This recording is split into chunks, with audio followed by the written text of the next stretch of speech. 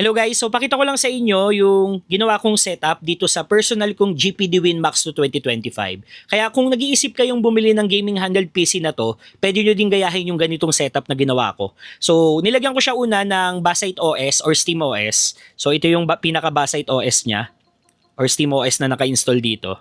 At itong Steam OS na to or itong Basite OS na to, nilagay ko siya dun sa 2230 slot na pwede mong idagdag dito. So kagandahan kasi dito sa GPD Win Max 2 2025, meron siyang 2230 SSD slot. So pwede mo siyang dagdagan ng 512 gig, 1 terabyte or 2 terabyte na SSD.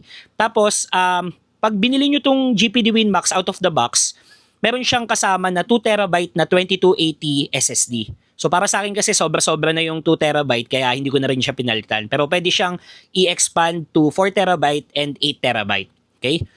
So ito yung una kong pinakita sa inyo, yung Basite OS na naka-install dun sa 2230. So naka-dual boot tong GPD Win Max 2 2025 ko. So sa mga nagtatanong kung pwedeng dual boot dito, kung pwede yung Basite OS, yan pwede po.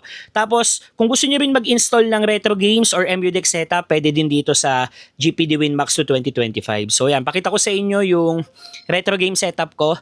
At itong retro game setup ko naman, hindi to ganun karami kasi hindi naman ako masyadong mahilig sa retro games. Pero yan, nilagyan ko ng Nintendo Switch, Super Nintendo, Game Boy, Game Boy Advance, Game Boy Color, NES, Nintendo 64. Okay? So yan yung mga naka-install sa akin na retro. Na itong retro games na to or itong MUDEX setup, nilagay ko siya dito sa SD card. So meron siyang dalawang SD card slot.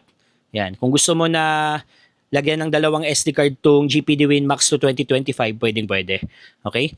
So next kong pakita sa inyo yung Windows OS. So dahil naka-dual boot nga tayo, so pwedeng from here sa Basite or sa Steam OS, pwede na tayong lumipat directly sa Windows OS.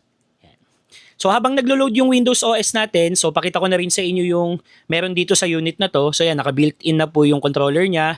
Nandito yung mousepad, ito yung keyboard, touchscreen po itong screen niya. Then sa gilid, yan, dalawang SD card slot. Sa ibabaw naman, andito yung trigger buttons, L1, L2, R1, R2. Tapos, hindi mo na kailangan bumili ng dock or USB hub kasi meron siyang sariling port. May dalawang USB-C, may HDMI, tapos may 3.5mm jack. Then this one po is para sa Oculink, yung external na GPU. Kasi ang GPD po may sarili din po silang external GPU na ino-offer. So ito directly mo na lang ikakabit sa kanya kasi may sarili siyang dedicated port. Okay? Then dito naman po sa kabilang side, may dalawang USB 3.0 slot. Then sa harapan naman niya, nandito yung fingerprint and power button and fingerprint sensor. Ayan. So maganda yung build quality niya. Then sobrang liit lang niya. Actually palm size lang siya. Kung mapapansin nyo, halos palm size lang siya. Malaki lang siya ng konti sa palad ko. And very handy. Para dun sa mga mix ng gaming tsaka productivity use, ito yung pinakamaganda. So ito yung Windows OS ko. Yan. Ito yung 2TB na internal SSD. Dito naka-install yung Windows OS. Yan. So kung ano yung usual na ginagawa natin sa Windows, yan, pwede mong gawin dito. Gaya ko, nilagyan ko ng Photoshop, nilagyan ko ng Microsoft Office, meron din akong CapCut for video editing, and yung iba pang ginagawa ko para sa business ko, and at the same time, para din sa personal use ko. Yan.